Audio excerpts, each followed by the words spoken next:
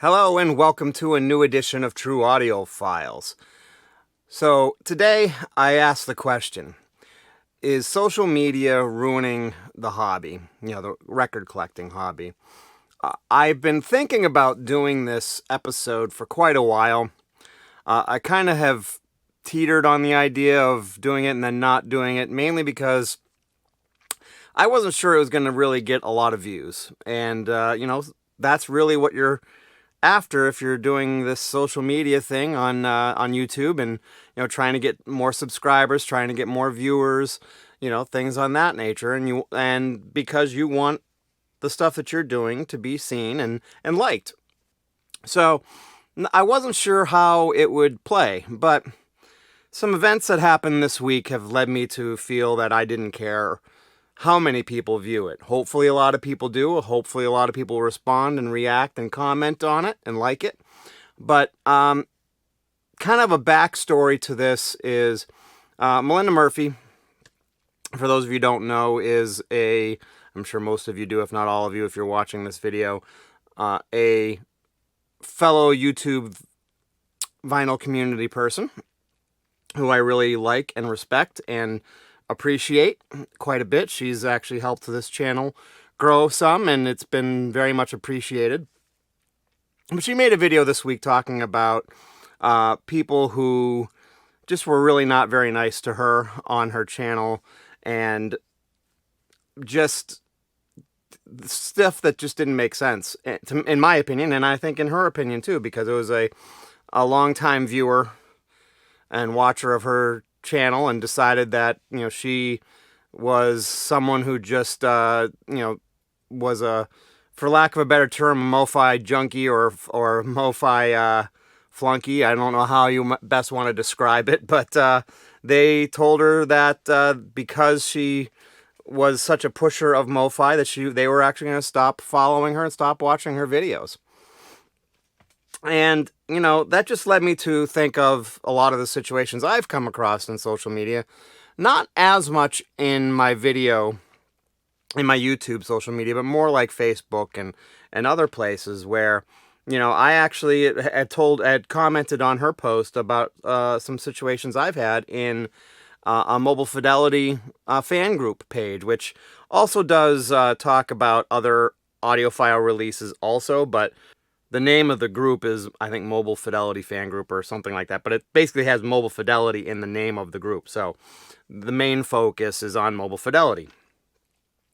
So, over the last few years, it's been gaining momentum. And I actually, starting probably a couple years ago, I started getting a lot of complaints, mainly from one of the moderators of the group and a couple other people that I think are friends of his, that I was just being too much of a Mobile Fidelity fanboy on a Mobile Fidelity Facebook group. So, and it got to the point where I actually was getting into discussions, and I was trying to keep it respectful and friendly, but I would still get banned from the group for a couple days. And it just got to the point where I ended up contacting, and then, I'm sorry, I should probably also state that then I started to try to, to do both sides. So when I felt that there were issues that Mobile Fidelity should be working on, and I would get the opposite I'd get the reaction that I was being, too hard on Mobile Fidelity, so I couldn't win. And again, having situations where this one particular moderator would ban me for a day or two or whatever. So finally, I just struck up a good relationship, and I actually sort of already had a decent relationship with the main administrator of the group, and I would just tell him about the situations I was having and how frustrated I was with it. And finally, it got to the point where this one moderator can't do anything like ban me without discussing it with this admin guy first. So, because this admin was on my side about thinking that what was happening to me was not fair or right. But it just led me to this whole thing about, there's a lot of people out there that are, hide behind social media and just want to be jerks and want to be difficult and want to be trolls. And it makes it very hard to enjoy the hobby when you have stuff like that. But on the same side of things, those same groups are very beneficial in a lot of ways. And these YouTube channels like Melinda's are very beneficial to a lot of people. So, it's kind of a, damned if you do, damned if you don't situation. And I straddle that fence daily a lot of the time. I should say almost daily when I see some of the responses that I get to some of my comments, which are usually either relatively innocuous or, respectful, but maybe disagreeing with, a comment or a post or something like that.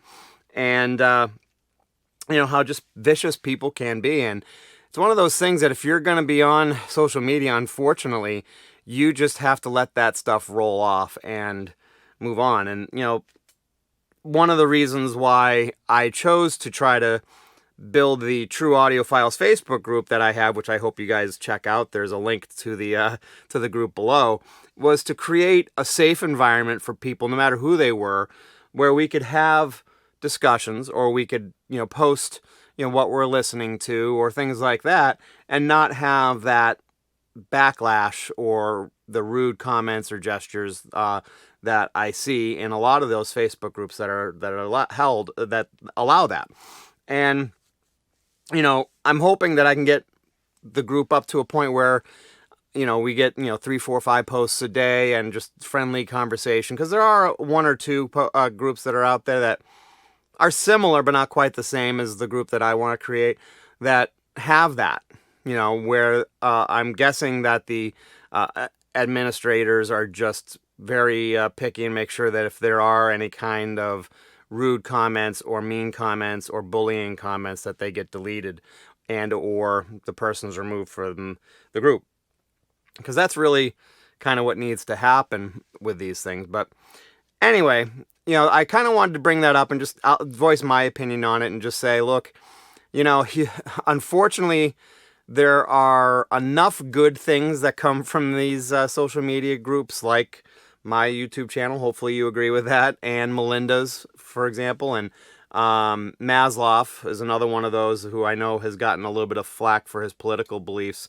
And that's part of the reason why I try to stay out of political beliefs in my group, and in my YouTube channel, because it's just leads down a path that we don't need to go down. So anyway, social media as a whole, I think the good doesn't far outweigh, but it outweighs the bad.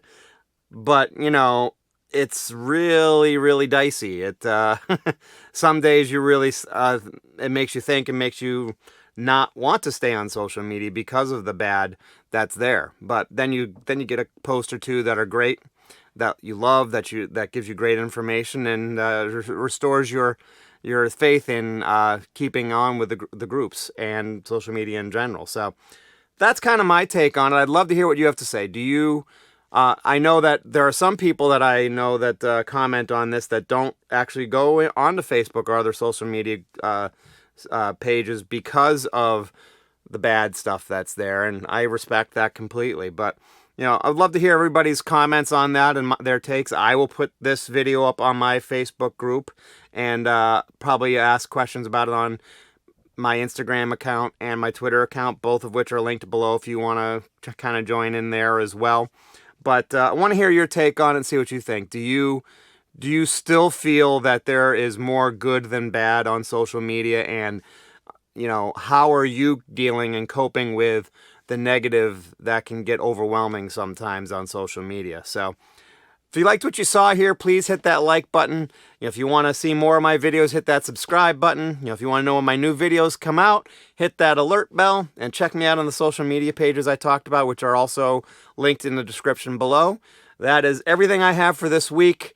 I hope you have a great one, and this is actually being filmed 4th of July weekend, so I hope everybody in the U.S. that celebrates 4th of July has a spectacular 4th of July weekend. So thanks a lot, and you have a good one.